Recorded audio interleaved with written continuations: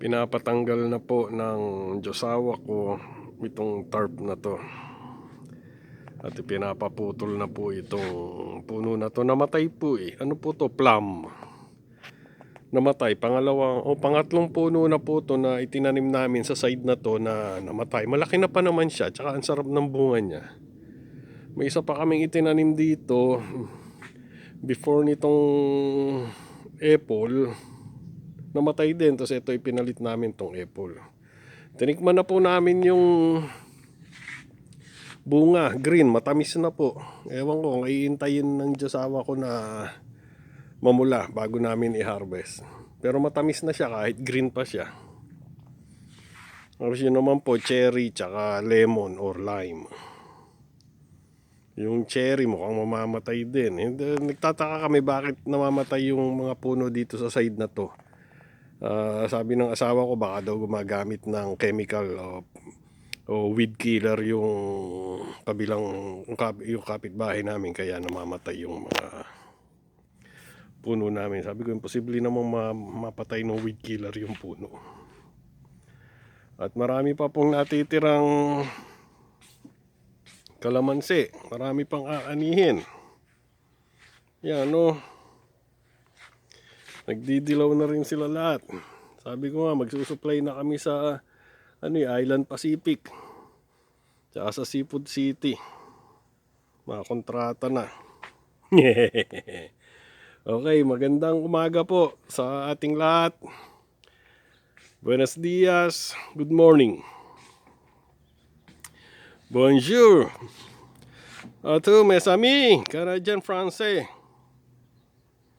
At buongiorno sa mga Italian kong friends, mga tutti frutti. Pagka po nagaganon ako, natatawa yung anak ko. Akala niya mini-makeup ko. Okay, uunahin ko pong tanggalin to.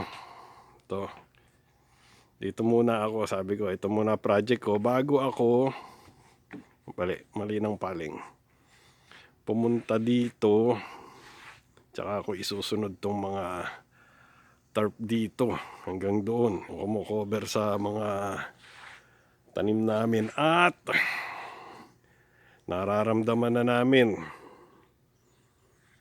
ang nalalapit na pagbubukas ng aircon ng buong Amerika. Tsaka ako po isusunod yung mga tarp doon. At baka abuti ng malakas na hangin, tapos tayo.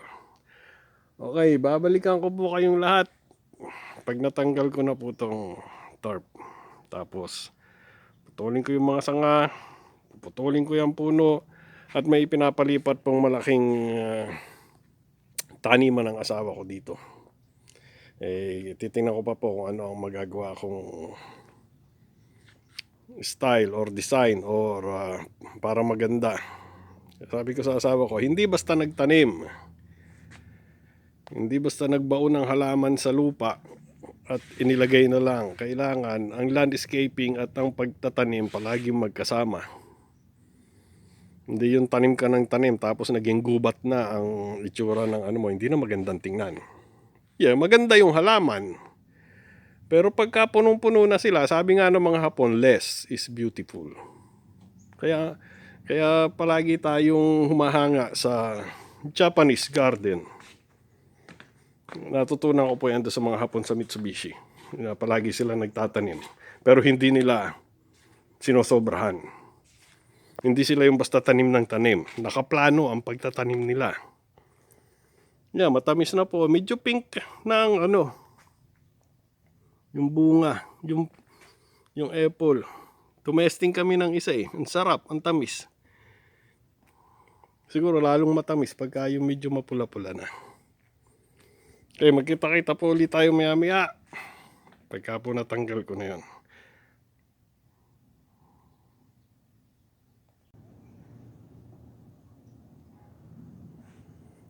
Natanggal ko na po yung tarp at na-ready ko na rin po ang mga kailangan kong gamitin. Kiklip ko muna yung mga maliliit na branches, saka ako titirahin yung malaking trunk.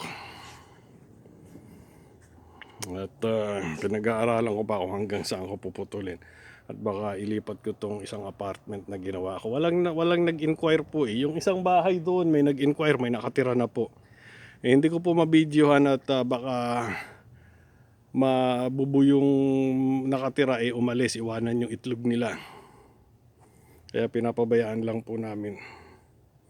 At as usual, isinave ang mga pwede pang gamitin na string.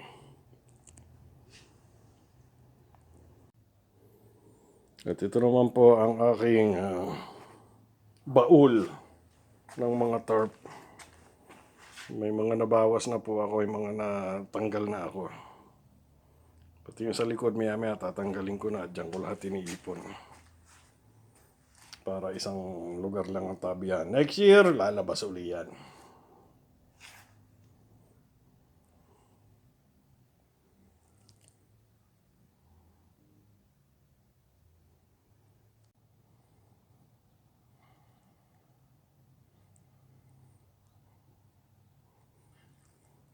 Naklip ko na po yung mga small branches. Titirahin ko na tong trunk.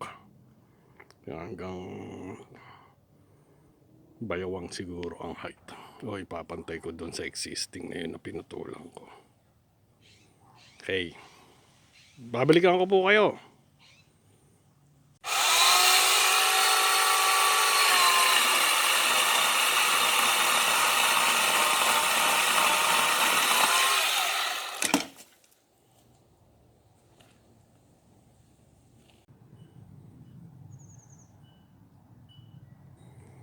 Na putol ko na po lahat. Magliligpit na po ako muna ng aking mga ginamit bago ko ilagay yon. Gusto po ng Diyosawa na ilagay ko yan dyan sa ibabaw at pagtatanimin po daw niya ng ewan ko kung ano ay tatanim niya, basta ako po tagagawa siya ang tagatanim. Pinag-iisipan ko po kung paano ko ito ipapatong dito. Okay, magliligpit po muna ako. Magkita-kita ulit tayo maya.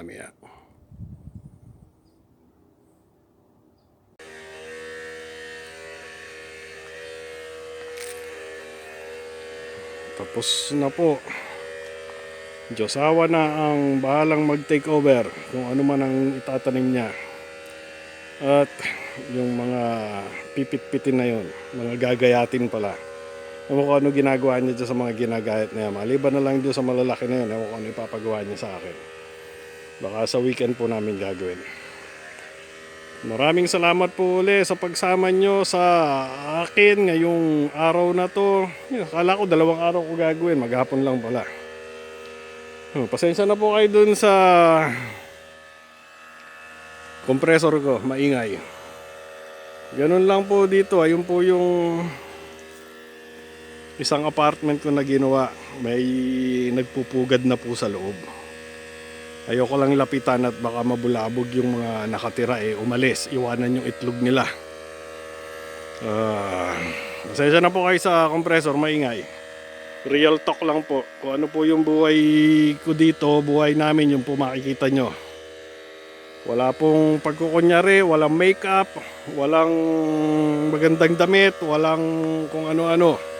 Kung ano yung ginagawa namin araw-araw, kung ano yung buhay namin dito, yun po ang makikita nyo. Kaya minsan mayroong mga salita si Diyosawa na medyo alanganin. Pasensya na po kayo. Ganun lang po talaga siya. Okay, maraming salamat po ulit pagsama ninyo sa akin. Gracias. Arigato. Merci. At ingatan po nating mabuti ang bawat isa. Ingatan po natin ang ating mga sarili. Palagi po magpapasalamat sa mga biyayang natatanggap.